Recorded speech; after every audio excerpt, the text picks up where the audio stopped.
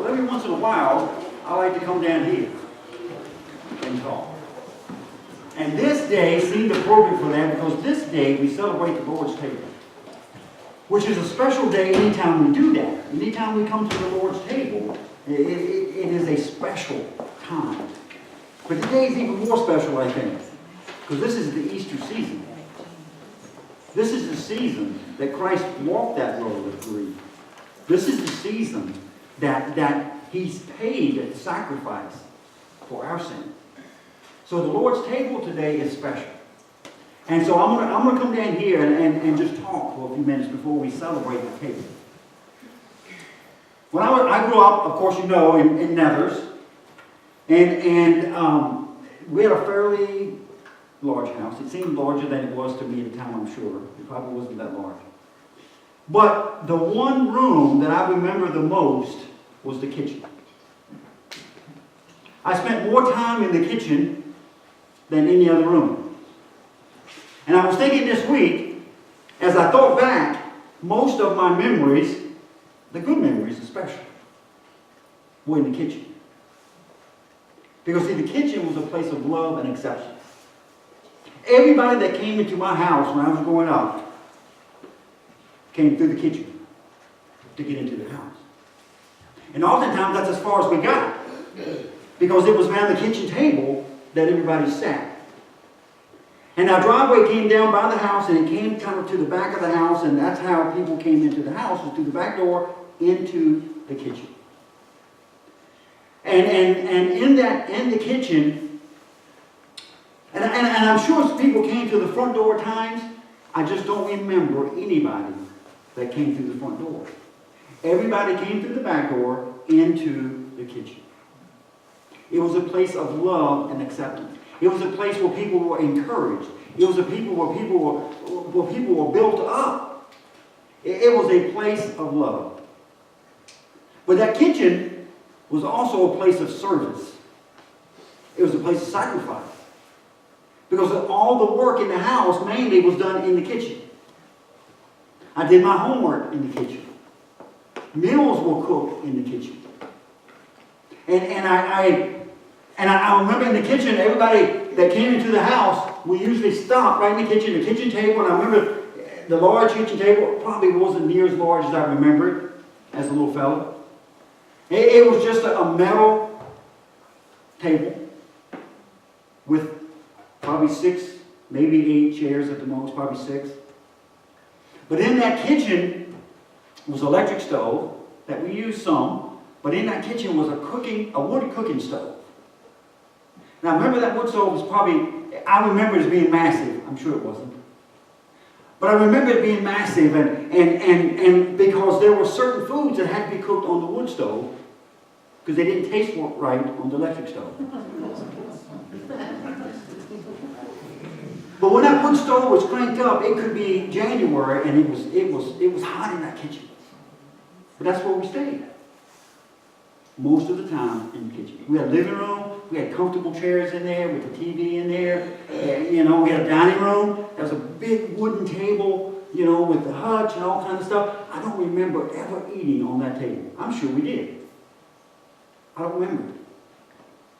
Because my memory is always of the kitchen.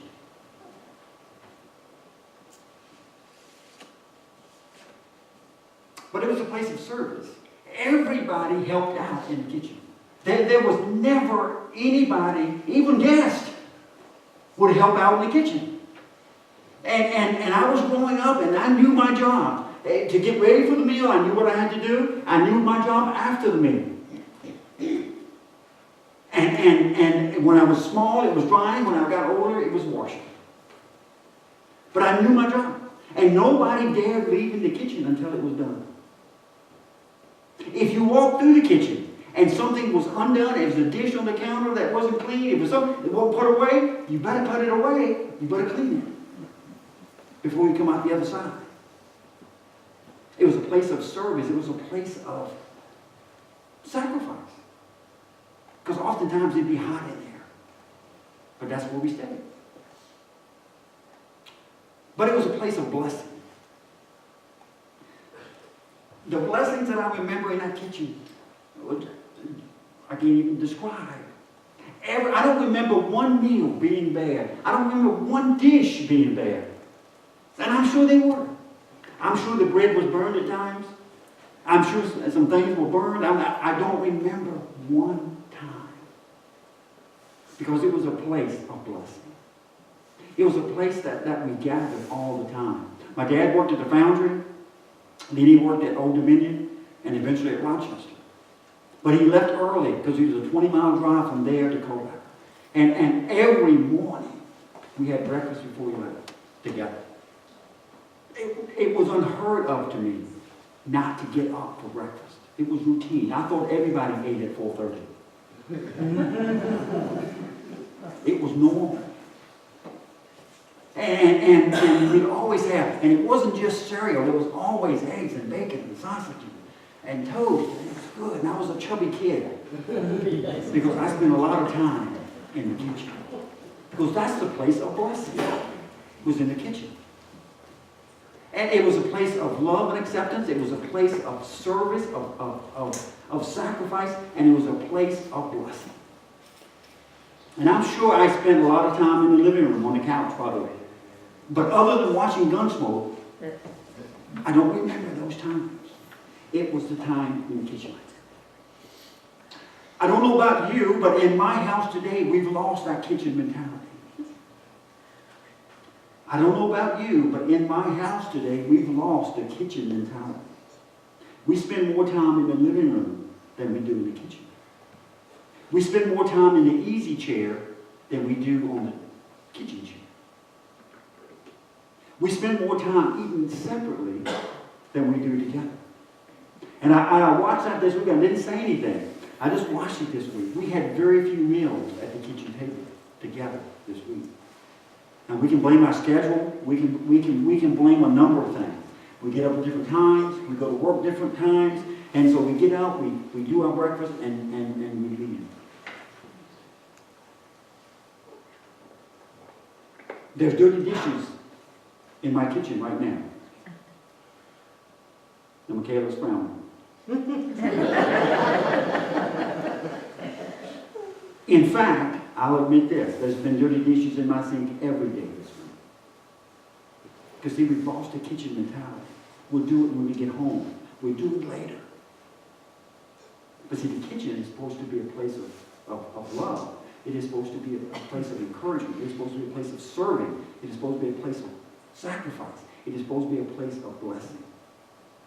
And we've ate as many meals this week in the living room than we did in the kitchen.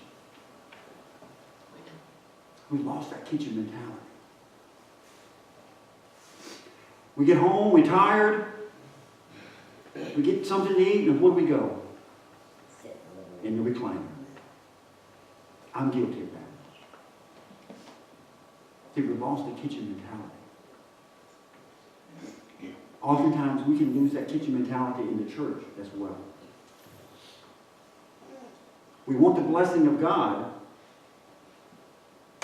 but we want to leave the easy chair. We want to be blessed of God. We want the blessings, but we don't want the service and sacrifice. We come to the table this morning.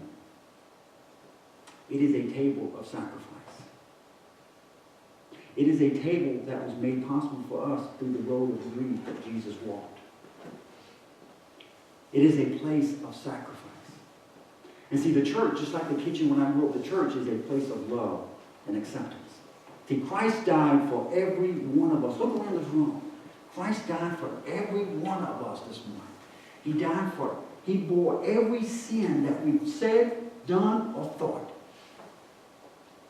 I could open those doors and every car that drives by this morning, Christ died for that person. Every person in the car that goes by this place, Christ died for that person. Every person that you met this past week, every person that you will meet this coming week, Christ died for that person. Every person that you will meet in your lifetime, Christ died for them. And he bore every one of their sins. That's an amazing thought. See, the church is a place of love and acceptance. but it is also a place of service and sacrifice. What does Jesus tell us about this sacrifice? I want to share Matthew 10 with you. And Jesus is getting ready to send out the 12 for service, and he's commissioning them to go out, and he tells them, and of this road before them, he says, I'm going to send you out as sheep in the midst of wolves. So he says, so be shrewd as serpents and innocent as doves, but beware of men, for they will hand you over to the courts and scourge you in their synagogues. You will be hated by all because of my name, but it is the one who has endured to the end who will be saved. And then Jesus closes out this time of commissioning for the 12 with these words. Look at verse 38 if you got your Bibles open to Matthew 10.